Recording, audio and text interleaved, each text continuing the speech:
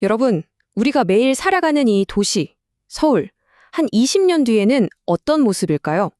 서울시가 아주 거대한 미래 청사진을 내놨는데요. 바로 2040 비전과 이걸 현실로 만들 2030 계획입니다. 그 거대한 계획의 핵심, 제가 지금부터 하나하나 짚어드릴게요. 아니, 한번 생각해 보세요. 인구가 거의 1,000만 명에 달하는 이 거대한 도시가 앞으로 20년을 어떻게 준비할 수 있을까요? 바로 이 질문이 오늘 우리가 함께 풀어갈 모든 이야기의 시작점입니다. 자, 그래서 오늘 우리가 함께 따라가 볼 이야기는 크게 5가지인데요. 우선 서울이 왜 이런 큰 변화를 앞두고 있는지 그 기로에 대해서 먼저 얘기해 볼 거고요. 그리고 나서 2040년의 큰 그림, 그 청사진을 들여다볼 겁니다. 이걸 어떻게 현실로 만들 건지, 구체적인 실행 계획도 당연히 봐야겠죠. 그리고 아주 혁신적인 아이디어, 바로 용도 지역을 넘어서는 이야기도 해볼 거고요. 마지막으로 이 모든 게 결국 우리 삶, 당신의 도시를 어떻게 바꾸게 될지 그려보면서 마무리하겠습니다. 네, 그럼 첫 번째 이야기, 기로에 선 서울입니다. 왜 하필 지금일까요? 왜 서울에 대대적인 수술이 필요하다는 말이 나오는 걸까요? 그 시급한 이유, 그 진단 결과부터 바로 보시죠. 자, 이 숫자 먼저 보시죠. 2.7배. 이게 뭘 의미하냐면요. 바로 서울의 도시 기반 시설이 늙어가는 속도에 붙은 가속도입니다. 그러니까 2038년이 되면요. 불과 20년 전보다 무려 2.7배나 더 빠른 속도로 도로, 상하수도 같은 우리 도시의 혈관들이 낡아간다는 거죠. 이건 정말 강력한 경고 신호예요. 근데 인프라보다 어쩌면 더 심각한 게 바로 우리가 사는 집 문제입니다. 상상해 보세요. 2040년이 되면요. 서울에 있는 집 2채 중 1채는 노후주택 딱지를 달게 된다는 겁니다. 이 그래프를 보시면 확 와닿으실 텐데 현재도 꽤 높은 노후주택 비율이 50%까지 치솟는다는 거예요. 이건 뭐 그냥 부분적으로 고쳐서 될 일이 아니라는 거죠. 도시 전체를 다시 한번 제대로 들여다보고 재정비해야 한다는 아주 분명한 신호입니다. 그래서 서울시가 내놓은 해법이 바로 이 2단계 접근법입니다. 쉽게 말해서 첫 번째 2040 계획은 20년 뒤 서울의 모습을 그리는 아주 큰 그림, 일종의 건축 설계도 같은 거고요. 그리고 두 번째 2030 계획은 그 설계도를 현실로 만들어 나갈 구체적인 시공 계획서, 그러니까 액션 플랜인 셈이죠. 자, 그럼 이제 그 거대한 청사진 2040년 서울의 미래 모습은 과연 어떨지 그 속을 한번 같이 들여다볼까요? 2040 계획에서 가장 중요한 핵심 키워드를 딱 하나만 꼽으라면 저는 바로 이 보행 일상권을 꼽겠습니다.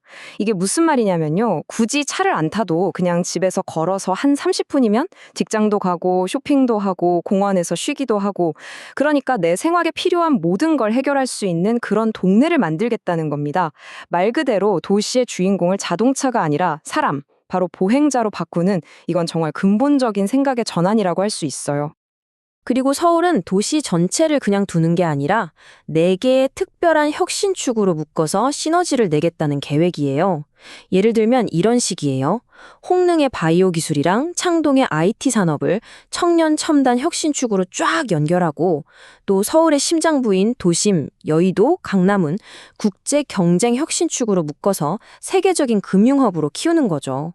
그러니까 각 지역이 가진 강점들을 따로 놀게 두는 게 아니라 이렇게 축으로 연결해서 서울 전체의 경쟁력을 한 단계 업그레이드 하겠다는 아주 똑똑한 전략인 거죠. 자, 그럼 2040년의 서울, 우리 일상은 구체적으로 어떻게 달라질까요? 몇 가지만 좀 그려볼게요. 우선 도시를 뚝 갈라놓고 시끄러웠던 지상철도가 땅속으로 들어갑니다. 그리고 그 빈자리엔 뭐가 생길까요? 바로 푸른 공원이 들어서는 거죠.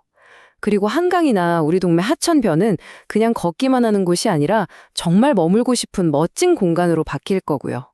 또 이동하는 방식도 완전히 달라져요. 버스, 지하철, 택시, 자전거까지 앱 하나로 전부 예약하고 결제하는 통합 모빌리티 세상이 열리는 겁니다. 이 모든 것들이 결국 우리 시민들의 삶의 질을 높이기 위한 큰 그림의 일부라고 보시면 됩니다. 와, 비전은 정말 멋진데 이걸 어떻게 다 현실로 만들죠? 자, 그래서 세 번째 파트에서는 바로 그 구체적인 실행 계획을 들여다보겠습니다. 자, 여기서 우리가 맨날 헷갈리는 거 하나 확실하게 짚고 넘어갈게요. 바로 재개발이란 재건축. 이게 뭐가 다를까요? 아주 쉽게 말해서 재개발은 동네 자체가 낡아서 도로, 공원 같은 기반시설까지 싹 다 새로 까는 말 그대로 동네를 리모델링하는 거고요. 반면에 재건축은 기반시설은 괜찮은데 아파트 건물만 너무 낡았을 때 그 아파트만 콕 집어서 새로 짓는 거라고 생각하시면 돼요. 스케일이 다른 거죠. 보통 5년 넘게 걸리던 재개발 재건축 사업 기간을 확 줄여서 2년 만에 끝낸다? 이게 바로 신속통합기획의 핵심 목표입니다. 정말 엄청나죠? 아니, 이게 어떻게 가능할까요? 비결은 바로 서울시가 처음부터 전수로 뛰는 겁니다. 공공 전문가들이 사업 초기 단계부터 딱 참여해서 공공성하고 사업성 사이에서 균형을 맞춘 가이드라인을 미리 제시해 주는 거죠.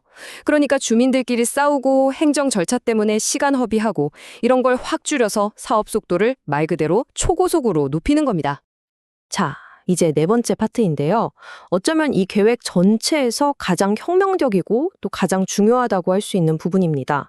바로 땅을 이용하는 방식 자체를 바꾸는 그 대전환에 대한 이야기입니다. 2040 서울도시 기본계획에 나오는 이 문장이 모든 걸 말해줍니다. 과도한 도시계획 규제는 초연결, 융복합 시대에 급변하는 미래도시 환경을 담아내는데 한계가 있다. 이게 무슨 뜻일까요? 지금까지는요, 땅마다 여기는 주거용, 저기는 상업용 이렇게 딱 하나의 꼬리표만 붙여줬어요. 아주 경직됐었죠? 근데 서울시가 보기엔 이렇게 낡은 규제로는 모든 게 연결되고 융합되는 미래 도시의 복잡하고 빠른 변화를 도저히 담아낼 수가 없다는 그런 진단을 내린 겁니다. 그래서 나온 대안이 바로 비욘드 조닝입니다. 이름 그대로 용도 지역의 경계를 허물겠다는 뜻이에요. 이제 더 이상 여기는 주거만, 저기는 상업만 이런 게 아니에요. 주거지역 한가운데에도 멋진 오피스나 상점이 들어설 수 있고 높은 상업용 빌딩 안에 아늑한 집이 공존할 수도 있는 거죠. 훨씬 더 유연하고 입체적인 도시를 만들겠다는 구상입니다. 물론 이렇게 도시의 체질을 바꾸는 엄청난 변화를 하루아침에 뚝딱 할 수는 없겠죠. 굉장히 신중해야 합니다. 그래서 서울시는 아주 신중하게 3단계 로드맵을 가지고 접근하고 있어요. 우선 단기적으로는 지금 있는 제도를 최대한 유연하게 운영해 보고요. 그다음 중기적으로는 특정 지역을 지정해서 시범적으로 운영도 해봅니다. 그리고 마지막으로 이런 과정들을 거치면서 충분한 사회적 논의와 합의를 통해 장기적으로는 완전히 새로운 도시계획 시스템을 만들겠다는 아주 치밀한 계획을 가지고 있는 거죠. 자, 이제 드디어 마지막 파트입니다. 그래서 이 모든 거창한 계획들이 도대체 나의 삶, 우리 개개인의 일상을 어떻게 바꿔넣을 건지 가장 현실적이고 와닿는 이야기들을 좀 해볼게요. 매일 아침 시끄러운 소리를 내면서 지나가던 그 지상철길 있잖아요. 그게 어느 날 사라지고 그 자리에 여러분이 아이 손잡고 산책할 수 있는 푸른 공원이 생긴다고 한번 상상해 보세요. 동네를 둘로 딱 갈라놓던 콘크리트 장벽이 사라지는 거고요. 말 그대로 우리 집 바로 옆에 새로운 숨통이 탁 튀는 거죠.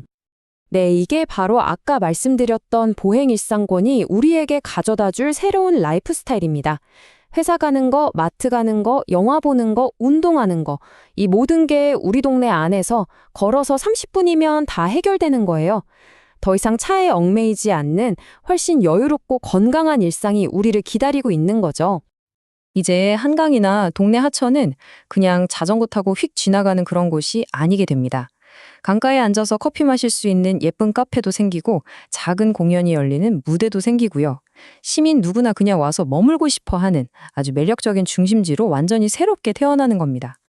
그리고 이게 바로 비욘드 조닝이 바꿔놓을 우리 동네의 미래 모습이에요. 예를 들면 한 건물 1층에는 분위기 좋은 카페가 있고 2층, 3층에는 첨단 IT 회사가 있고 그 위층에는 사람들이 사는 아파트가 있는 거죠. 일하는 곳과 사는 곳의 경계가 자연스럽게 허물어지면서 낮에도 밤에도 항상 활기가 넘치는 그런 다채로운 동네가 만들어지는 겁니다. 결국 이 모든 거대한 계획들은요, 서울이라는 무대 위에서 살아가는 바로 우리 한 사람 한 사람을 위한 겁니다.